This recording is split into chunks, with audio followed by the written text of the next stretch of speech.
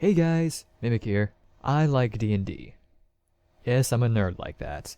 I played quite a bit of it over years, as well as similar tabletop games. Got into some fun times, some frustrating times. It's a game that can be an adventure, or it could be an absolute nightmare. The most grueling part about it? Making the character. Not to worry, I'm here to help. We can get you a character made in no time. How? With Mimic's Guide to Making a D&D Character in under an hour. Under an hour? But how can I make a character in under an hour with so many things to choose from? It's impossible. Nope. If you know what you want, it can be very simple. And the problem usually is you don't know what you want before you're making a character. Hope you're ready, cause we're about to get started. Just remember, we're going to be using D&D 3.5 edition. While all ink and pen RPGs are very similar, there's also many differences. So for the sake of simplicity, we'll be focusing on this particular edition and run with it. Okay, here we go. So, before we can start making a character, we need to get some things together. First, the most important, is the character sheet. This is what we're going to write on. Now, you can easily find a template online by simply going to the link in the description below. How awesome is that? Second, you need to ask yourself one important question. What do you want your character to do? Attack, defend, support, cast, or stealth. We'll touch on who you want them to be later on, but the mechanics are most important at this point. Well, why is this important? It's important to know because this will determine what your character will excel in, and it will let your group know where your strengths lie. Be sure to talk to your party so you can complement each other's roles. After all, you don't want to have a party full of rogues, do you? The next question is, what level is your character starting at? This is very important. You may not always be able to start at level 1 with your character. Sometimes you'll be at level 5, level 7, or even level 10. But usually this is up to the DM to decide. For now, let's say you start at level 5. Enough levels to be useful, but not too complicated. It's handy to have the core book or PDF of the book on hand, so you can see what classes or races are available to you. Keep in mind that your DM might also allow third-party or even homebrew editions of races, classes, or other materials from other books. But this guide will not cover that. Do not use any materials that you think might be unofficial, or any wikis since they are prone to tampering. Go to a place like dndtools.net. They are certified for all your D&D needs. If they're not working, then use d20srd.org. You can find the links in the description below. Now, you're ready to roll up your character.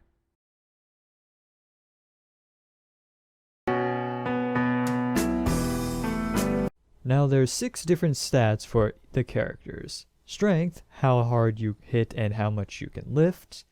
Dexterity, how accurate you are with ranged attacks and lets you avoid traps. Constitution, how tough you are and resistant to disease and death. Intelligence, gives you more skill points and more spells. Wisdom, gives you more resistance to certain spells. And Charisma, how pretty and smooth-talking your character is. To fill these stats, you will usually need 4 6-sided dice, also known as 4-die-6. There are other ways to do this which should be decided by your DM beforehand, but we're going for the standard method. Roll the 4 dice and get rid of the lowest number to get your total. If you roll 1 for any dice, you can re-roll the 1 until it's not a 1. Continue totaling your 3-sided dice until you have 6 numbers.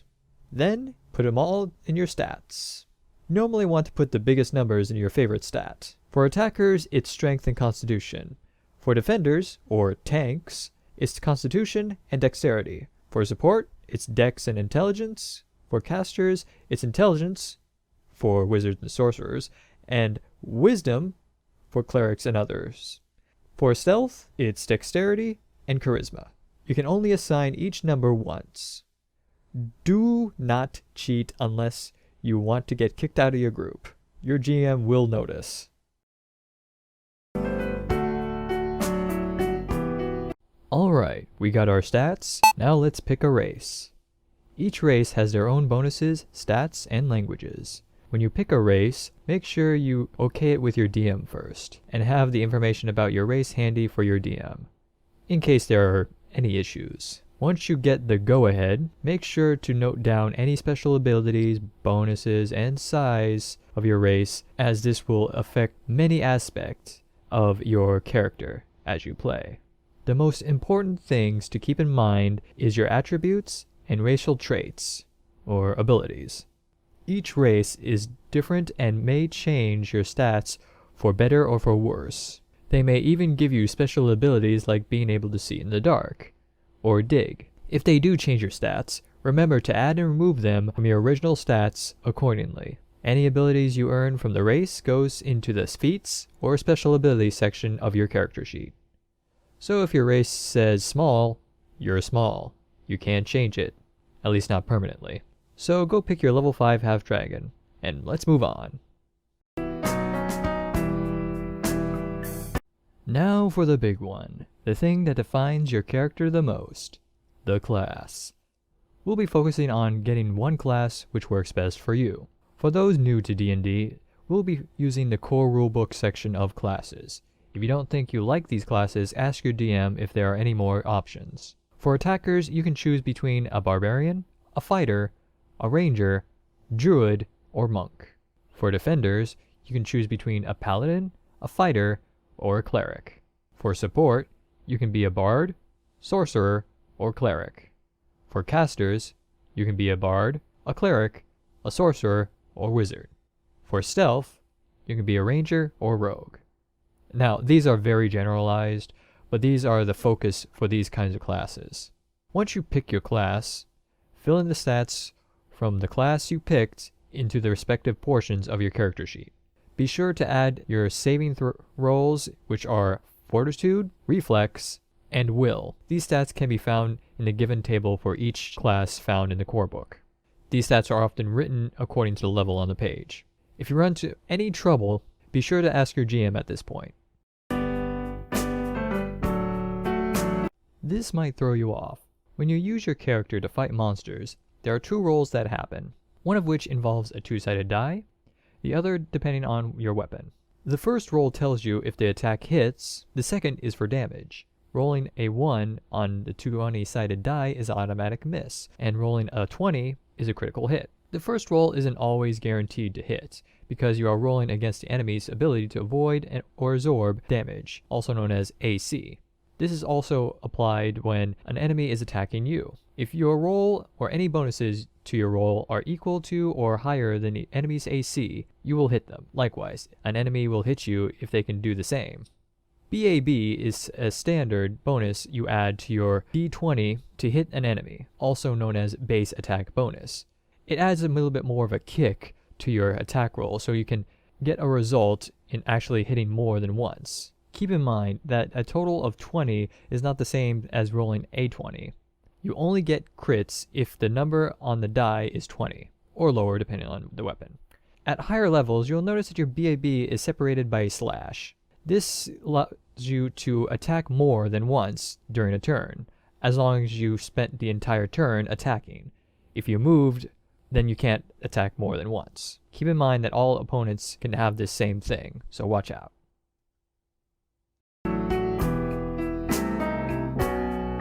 Your class also comes with skills.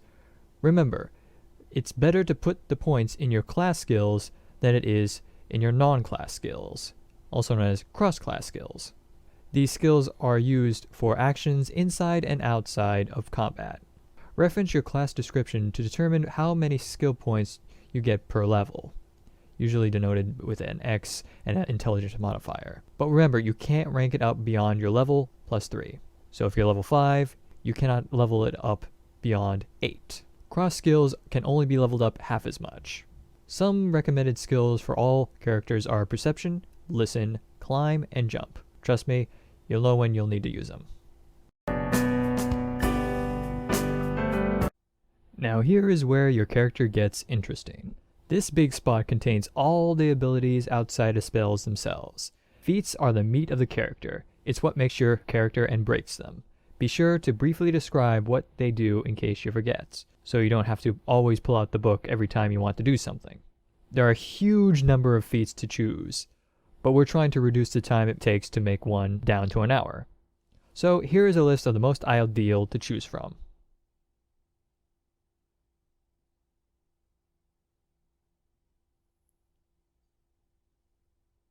Avoid metamagic feats for the time being, as they are very situational and hard to prepare. Be sure to ask your GM if there are any feats that might be useful for the campaign setting. Under your class descriptions, there will be a note of what die your character uses for hit points, also known as a hit die. These are used for calculating your hit points. All you need to do is roll the die for the amount of levels that you have and add your Constitution modifier times your level to total. At first level, you will always get the maximum amount of hit points that you could roll.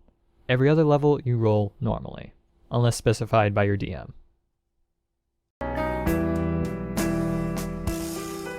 Consult with your DM for what spells might be useful to you in the campaign setting. Ultimately, these are up to you, but I highly recommend spells that can do damage and AoE, as well as any utility spells like Read Magic, Tensor's Disc, and Fog, as these will be helpful outside of combat as well. Now here's where you buy equipment with your gold you're provided. Your DM will determine how much gold you get. However, there are rules within your character description on how much gold you may start with. You can use this gold to buy your weapons, armor, and equipment. There are a whole lot of lists of weapons and items to choose from found in the core book. However, there are plenty to be found online and in other books. Be sure to consult your DM before purchasing anything outside of the core rulebook. The DM also has access to magical items in his rulebook, so be sure to check that out if your DM allows it. Make sure to note down any attributes and bonuses your equipment may give you so you do not have to reference the book all the time. Keep in mind that some armor may also limit your speed and your dexterity bonus in your AC. Refer to your DM or GM if you are not sure how this works. And you're done! You've successfully completed a character and it's ready for D&D in less than an hour. Congratulations!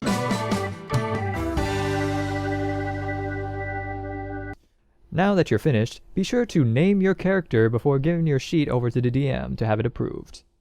They'll let you know of any changes that might be needed.